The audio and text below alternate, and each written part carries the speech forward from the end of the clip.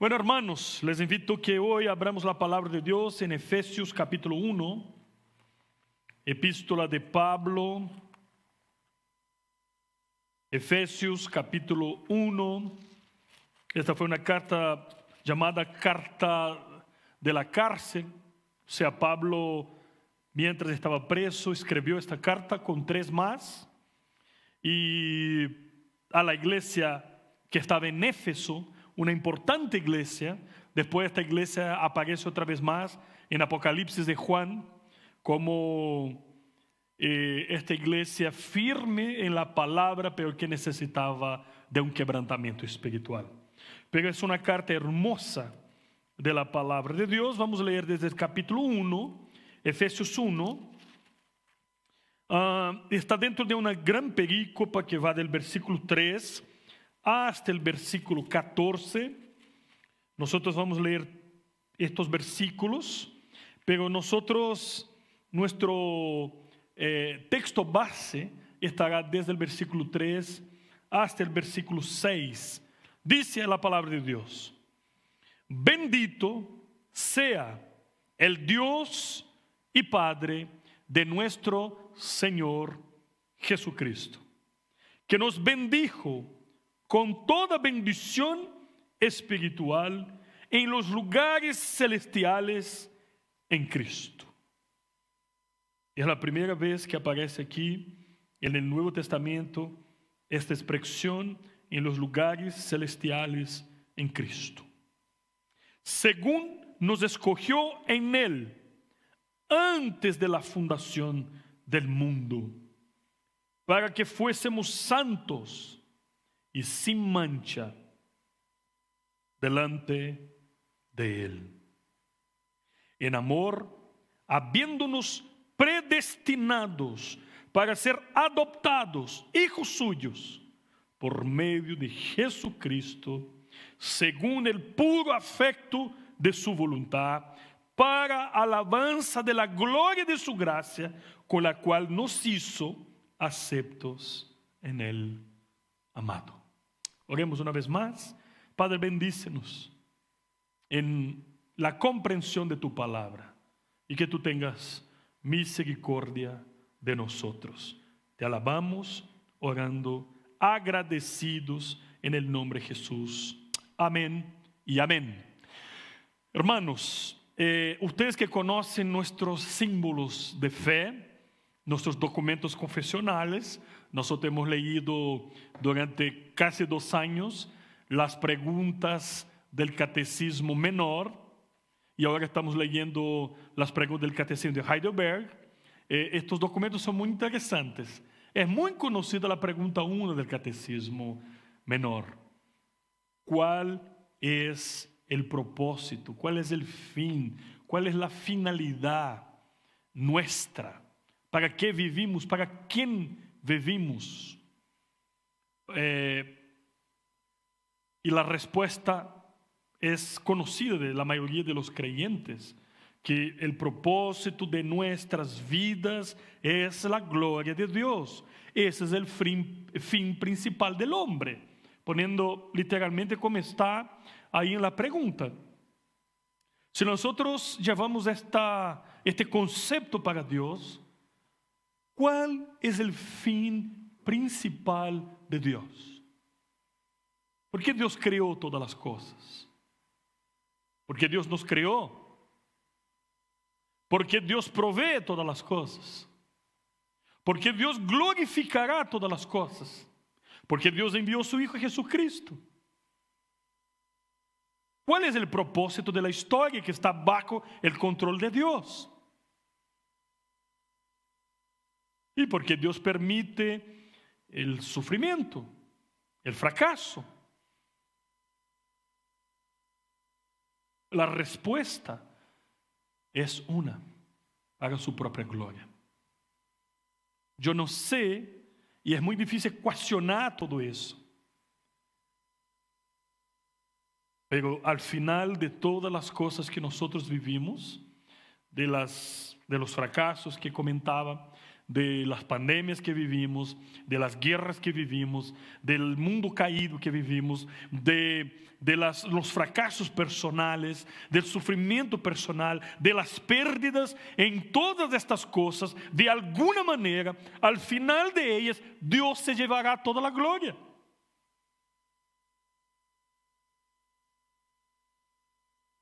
Y la buena noticia es que yo no necesito entender todo este proceso, pero yo sé que Dios será en todo glorificado. Este texto que nosotros hemos leído, vamos a recordar el contexto de esta carta de Pablo a la iglesia de Éfeso. Efesios capítulo 1. Bueno, tenemos como introducción un saludo general que hace aquí Pablo en los versículos 1 y 2. Luego Pablo tiene una experiencia de alabanza y adoración que va del versículo 3 al versículo 14 en una sola sentencia. Y si nosotros miramos aquí incluso vemos que ese es el tema que va a seguir del versículo 3 al versículo 14. Es como que en un aliento Pablo comienza a hablar en el versículo 3 y termina en el versículo 14. Quizás sea la sentencia más larga del Nuevo Testamento. Y a pesar de eso, vemos que está súper bien estructurada. Está compuesta de 3 sesiones. En estas 3 sesiones, Pablo termina cada una de ellas dando glorias al nombre del Señor, exaltando una persona de la Trinidad. La primera sesión exalta al Dios Padre, la segunda sesión exalta al Dios Hijo, la tercera sección exalta al Dios Espíritu Santo, mostrando cómo actúa la Trinidad en el proceso redentivo. Y al final de cada una de estas maneras de ver cómo actúa cada una de ellas, Pablo reconoce que el Dios debe ser exaltado en esta persona de la Trinidad. Y él dice, por ejemplo, final de la primera sesión, que está en el versículo 6, para alabanza de la gloria de su gracia, con la cual nos hizo aceptos en el amado. En el versículo 7 comienza la segunda sesión y él comienza a hablar de la persona de Jesucristo, de la redención, de su muerte, del perdón que Él nos entregó por causa de su obra, porque Él pagó el precio, porque Él ocupó nuestro lugar en la cruz. Y cuando está hablando de estas cosas, termina el versículo 12, que termina la segunda sesión así: a fin de que seamos para alabanza de su gloria, nosotros los que primeramente esperábamos en Cristo. Y ahí comienza la tercera sesión, versículo 13 y 14, mostrando la obra del Espíritu Santo y mostrando cómo el Espíritu Santo actúa en el plano redentivo. Vemos la forma objetiva que se da la redención y vemos la forma subjetiva. Objetiva es cuando Dios hace estas cosas del plano redentivo fuera de nosotros. La elección, cuando Cristo ocupa nuestro lugar en la cruz. Pero de forma subjetiva es cuando Dios actúa en nosotros. Regeneración, adopción, justificación, santificación. Todo eso se da en nosotros por medio de la obra del Espíritu Santo. Y termina el versículo 14 de la misma manera. Dice, para alabanza de su gloria. Lo que Pablo está mostrando aquí en estos versículos de 13 a 14 es que el plan de salvación, el plan redentivo, es planificado en la mente del Dios Padre, es ejecutado por medio de la vida de Jesucristo, la segunda persona de la Trinidad, y es aplicado este plan por medio de la tercera persona de la Trinidad, el Espíritu Santo. El Padre planificó, el Hijo ejecutó y el Espíritu aplicó. Esa es llamada economía de la Trinidad. Y es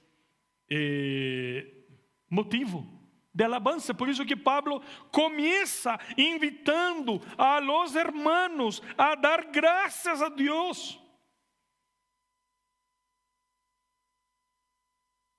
por todo lo que Dios hizo en nuestras vidas. El objetivo de Pablo en esta carta es mostrar la fuente de todas nuestras bendiciones. También mostrar la naturaleza de nuestras bendiciones. Y mostrar también la esfera de las bendiciones. Dice, en las regiones celestiales en Cristo. Es lugar donde Dios habita, esta esfera espiritual que nosotros en Cristo somos transportados para allá. Porque fuimos resucitados en Cristo y tenemos en Cristo el acceso al trono de la gracia de Dios. Podemos tener comunión con Dios. Podemos estar delante de Dios porque Dios nos ve por medio de Cristo. Y cuando miramos aquí este texto, otra vez vemos el agente de la obra redentiva, Cristo. Dios nos eligió en Él. Dios nos redimió en Él. Dios aplicó la obra del Espíritu Santo por lo que Él hizo en nuestras vidas. Entonces aquí está la centralidad de Cristo en el plan redentivo. Como dice Hechos capítulo 4, versículo 12, que no hay otro nombre dado por Dios bajo el cielo por el cual nosotros podemos ser salvos, solamente por medio de la obra de nuestro Señor y Salvador Jesucristo. Bueno, entonces hoy yo me quiero concentrar en la primera sesión, que va del versículo 3 hasta el versículo 6. Efesios capítulo 1, de 3 a 6, que va a hablar de las bendiciones del Dios Padre. Y yo te invito a reflexionar en estos 3 versículos. La serie de sermones que hemos predicado durante estos meses habla de la generosidad de Dios. Y ahora Dios manifiesta esa generosidad al elegir la iglesia. Y esta iglesia, en respuesta a esta elección, es generosa en este mundo. Porque hay una promesa de Dios que está en Génesis capítulo 12. Que la tierra sería bendecida por causa de los elegidos. Por causa de la iglesia, este mundo será bendecido. Por causa de la iglesia, este mundo no será el mismo. Por causa de la iglesia, Dios manifestará su gracia en la sociedad, en las universidades, en los negocios, en las empresas, en las escuelas, en todos los poderes. En la política, en las artes. El mundo es bendecido por causa del pueblo de la alianza. Entonces, vamos a pensar entonces en las bendiciones procedentes del Padre. Y aquí yo te llamo la atención porque el versículo 3 comienza: bendito sea el Dios y el Padre de nuestro Señor Jesucristo. Porque Pablo está bendiciendo al Dios y el Padre de nuestro Señor Jesucristo. Porque necesitamos recordar que Cristo es la única persona que tiene 2 naturalezas: naturaleza humana y naturaleza divina. Entonces cuando Él dice bendito sea el Dios, está hablando de Cristo en su naturaleza humana. Y dice bendito sea el Dios y el Padre de nuestro Señor Jesucristo. Cuando se refiere al Padre de nuestro Señor Jesucristo, es una referencia a la naturaleza divina de nuestro Señor Jesucristo. Porque Dios Padre, Dios Hijo y Dios Espíritu Santo. Entonces aquí Pablo pone de manera enfática que Él está dando gracias al Dios Padre por causa de nuestro Señor Jesucristo, que es 100% Dios y 100% hombre a la vez. Bueno, entonces dice: bendito sea el Dios y Padre de nuestro Señor Jesucristo, que nos bendijo con toda bendición espiritual en los lugares celestiales en Cristo. Es interesante porque la primera cosa que Dios hace aquí, según lo que dice Pablo, es que Él nos bendice. Y aquí utiliza algunos verbos. Y la primera sesión, que ya hablamos de ella, muestra lo que Dios hizo en el pasado, en la eternidad. La segunda sesión, hablando acerca de lo que el Señor hace en Cristo, habla del presente. La tercera sesión, hablando del Espíritu Santo, habla del futuro. Pasado, presente y futuro. Y aquí, estas acciones están en el tiempo pasado. Dios nos bendijo. Y en el texto original en que fue escrito esta carta, el griego, habla de un tiempo que se llama auristo, pasado, acción completa, perfecta. Entonces Pablo comienza a dar gracias a Dios por esas acciones que Dios ya hizo en nuestras vidas. Él nos bendijo. Y después va a decir que esta bendición se manifiesta de manera completa. Todo tipo de bendición. Nosotros estamos estudiando en el seminario con algunos alumnos y hemos enseñado en la iglesia que en el Antiguo Testamento Dios bendice las personas que son obedientes. Es cierto que Dios lo hace también en el Nuevo Testamento, pero lo que nosotros necesitamos entender son las doctrinas de la gracia, y la gracia de Dios se manifiesta aquí en Cristo, en el mensaje del Evangelio. Dice que ahora Dios nos bendice con todo tipo de bendición posible en Cristo.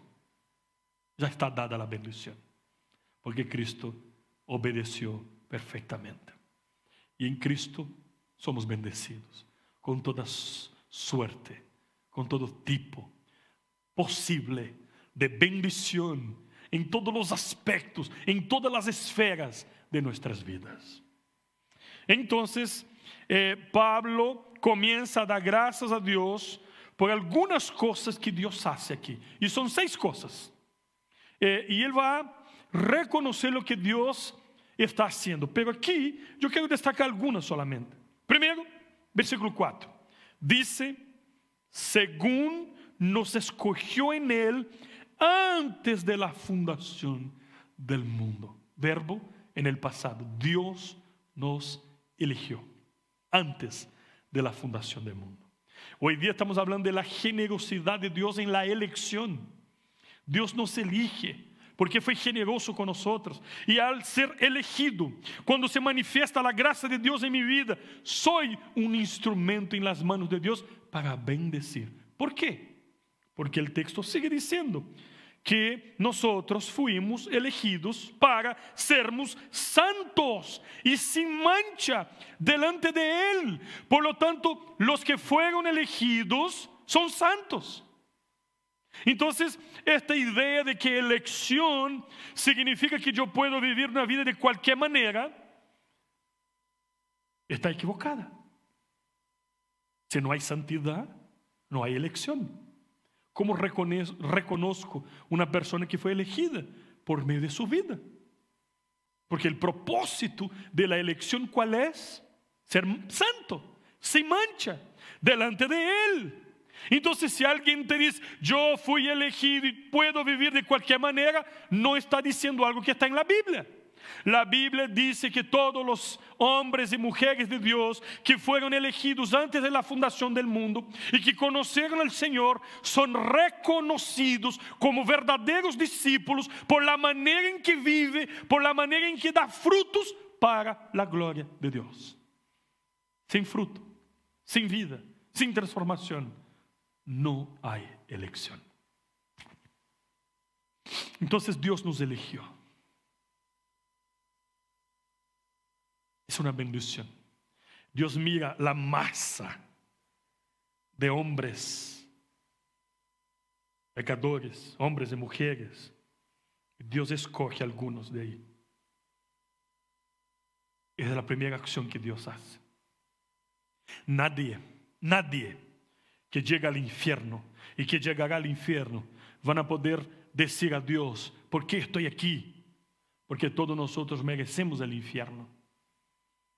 Dios es justo cuando permite que nosotros vayamos según el curso de nuestro corazón. Pero cuando Dios elige algunos de esta masa caída de la depravación total, Dios está manifestando su gracia, su generosidad, porque no merecemos eso. Entonces, esa es la primera cosa que Dios hace. Nos eligió, nos escogió. ¿Por qué? Para ser glorificado. Esta es la respuesta final, completa. ¿Cómo entender este proceso? No tengo idea. ¿Por qué Dios me eligió? No tengo idea. Pero entendiendo que Dios me eligió, esta comprensión, este conocimiento, este entendimiento me tira al suelo, me humilla, me quebranta, porque no merezco. Primero, porque no soy capaz de salvarme a mí mismo. Yo podría muchas veces, como he hecho en mi vida, miro otras personas con mucho más habilidades que podrían haber sido elegidas por Dios, porque Dios me eligió. Entonces Dios trabaja mi carácter, me muestra su gracia, su amor, cuando entiendo que Él me escogió de entre todos los pecadores como lo soy, y no termina solamente en la elección, Él hace otras cosas más, y vamos a caminar aquí. Pero vamos a entender algunas cosas aquí rápidas. Primero, Él es el autor de la elección. Dios, el Padre, es el autor de la elección. No elegimos a Dios, Él nos eligió a nosotros. Eso está en Juan capítulo 15, versículo 16. Dios me eligió a mí y no a Él. Después, el objeto de la elección, tú y yo, los lectores de la carta que Pablo escribe, dice, según nos escogió. Pablo estaba se refiriendo a él y a la iglesia, la verdadera iglesia. Y él da la ubicación de esta iglesia en el versículo 1 y versículo 2.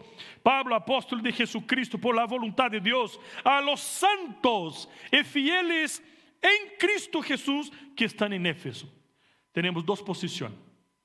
Una posición en Cristo, nuestra casa verdadera, y también una ubicación geográfica.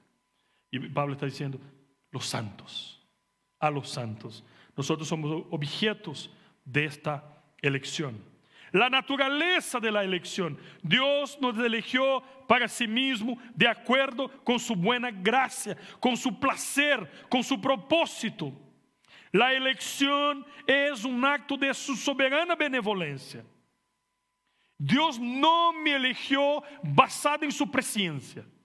¿Qué significa eso?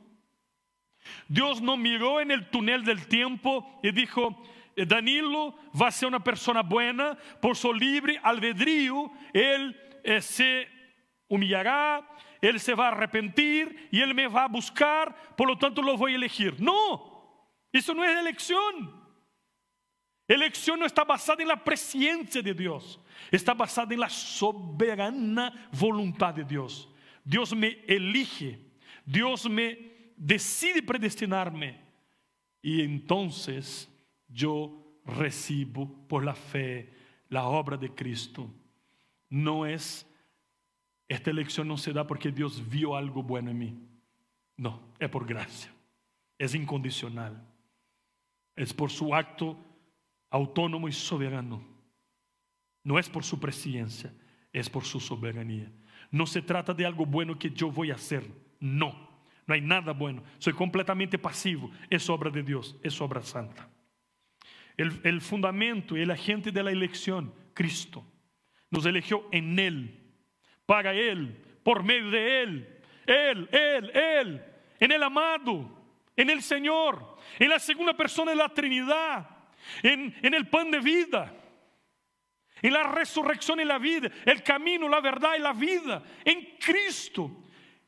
La centralidad de Cristo en la Biblia, en el universo y en la obra redentiva. El tiempo de la elección. Dios nos escogió en Cristo antes de la fundación del mundo. Es decir, que mi salvación, tu salvación, no es un accidente, no es un improviso, no es todo que pasé, el sufrimiento. Mira, estas cosas sucedieron en mi vida y bueno, pero hubo algo bueno, yo me convertí. No, tu salvación es un evento completamente planificado y ordenado por un Dios soberano. Todo es planificado por Él. El propósito de la elección, la santificación de nuestras vidas para su gloria.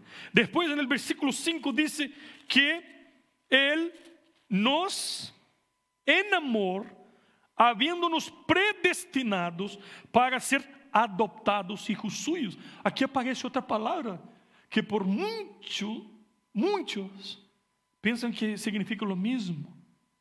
Yo mismo tenía esta comprensión, que elección y predestinación era la misma cosa, y son cosas distintas.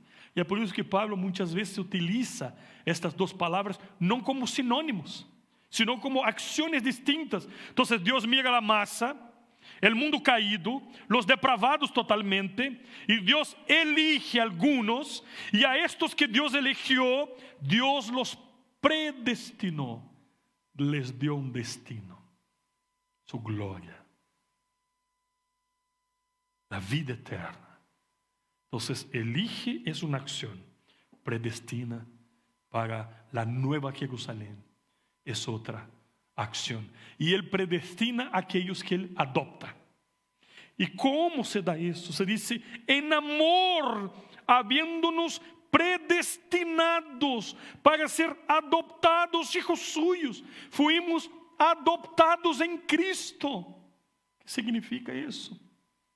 Significa que Él me adoptó, Él me dio su apellido, Él me hizo un heredero legal, Él me dio el poder de ser llamado su hijo por medio de la obra de Cristo. Soy coheredero de Él. Soy su hijo legalmente. ¿Por qué necesitaba ser adoptado? Porque la Biblia dice que todos los hombres sin Cristo es hijo de tinieblas, del diablo. Entonces cuando Él hace esta obra en nuestras vidas, Él legalmente nos adopta. ¿Y qué es lo que es un hijo legalmente adoptado? Tiene todos los beneficios de hijo. Y es interesante algo. Hay muchos hijos que nacieron y son amados, pero de algo que no fue planificado. De repente la mamá está embarazada. Ahora, la adopción es un acto consciente de quien elige adoptar y planifica hacerlo. Qué hermoso, hermoso. Y Dios nos adopta en Cristo. Es maravilloso saber de eso. Y esto significa que incluso el cristiano más joven, neófito, tiene todo lo que Cristo tiene. Y es rico en gracia. Somos coherederos en Cristo de todas las bendiciones que el Padre ya nos dio y nos dará eternamente. Y por fin, versículo 6 dice lo siguiente. Bueno, Él nos eligió, Él nos predestinó, Él nos adoptó. Y el versículo 6 dice,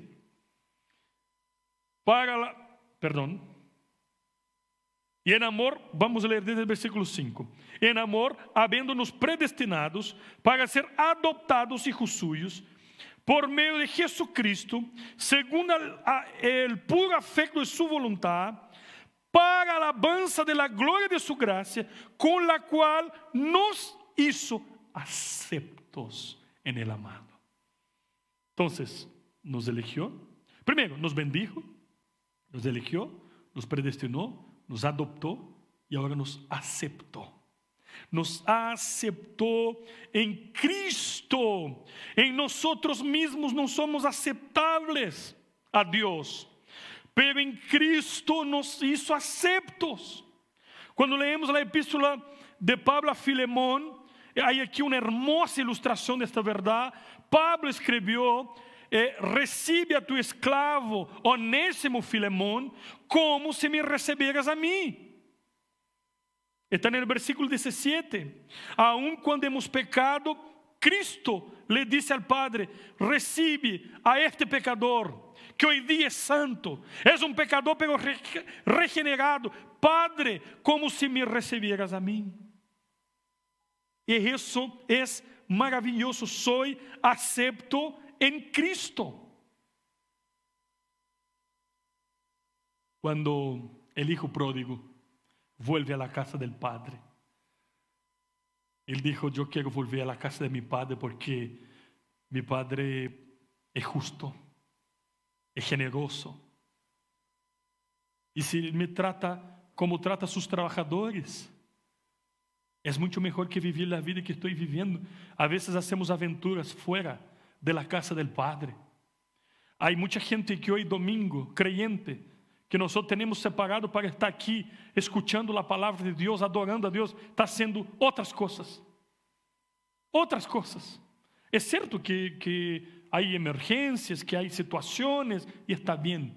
Pero el problema es cuando nosotros no planificamos, cuando somos desordenados, porque no hay nada más importante para el creyente que la comunión de los santos, escuchar la palabra. Ese es nuestro propósito, buscar a Dios en primer lugar.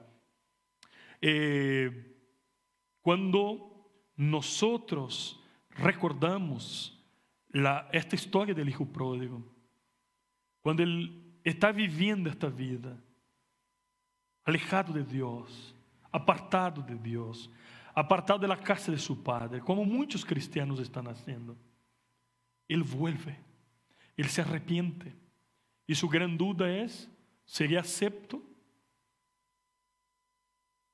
¿Mi padre me va a aceptar? Y cuando él está en el camino, está llegando a la casa, el padre de lejos lo vio, le abraza, le recibe, lo acepta, cambia su ropa, cambia todo, hace una fiesta y celebra. Eso ilustra lo que Dios hizo en Cristo en nuestras vidas. El Padre nos recibe a pesar de las metidas de pata, a pesar de nuestros fracasos, a pesar de nuestras desobediencias, a pesar de nuestro pecado. No merecemos nada de eso. El Padre nos recibe con gozo, el Padre celebra, el Padre nos limpia, el Padre nos da autoridad, el Padre nos hace heredero de todo. Fuimos amados a pesar de quien somos. Algunas aplicaciones para para la enseñanza, hablando acerca de la elección. Cuando estamos estudiando esta doctrina, estamos delante de un Dios grandioso, misterioso, incomparable, majestuoso, grande. Por lo tanto, somos humillados, porque entendo que este proceso não depende de mim. E como sou soberbio, orgulhoso, vanidoso, todo que escapa de mi control me humilla. E é isso. É isso. Sou humillado, porque não depende de mim. La salvación não depende de mim. Não sou eu quem decido. É obra de Deus. Dependo de Él, completamente. La elección muestra sus frutos por medio de una vida generosa y santa. Un elegido predica, proclama, da buen testimonio en la casa, en el trabajo, en la iglesia. Busca vivir una vida ordenada, honesta, justa, porque es un representante de Dios, porque refleja la generosidad del Padre.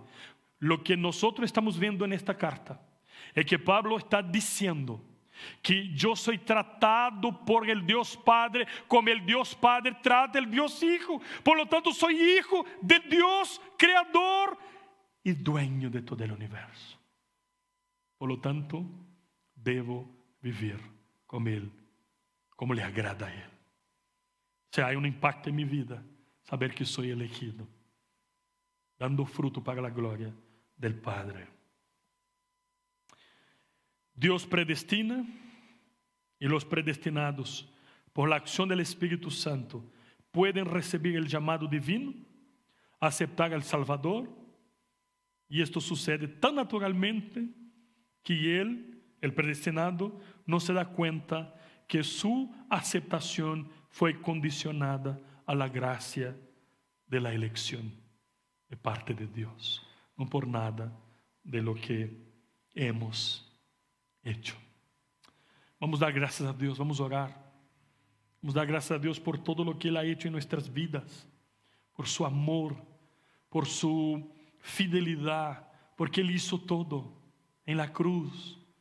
Él fue sepultado, Él resucitó, Él nos regeneró, Él nos justificó, nos adoptó, nos santificó y Él nos glorificará. Todo eso obra de Dios por medio de la vida de nuestro Señor y Salvador Jesús. Antes de orar, vamos a cantar un himno, himno 3.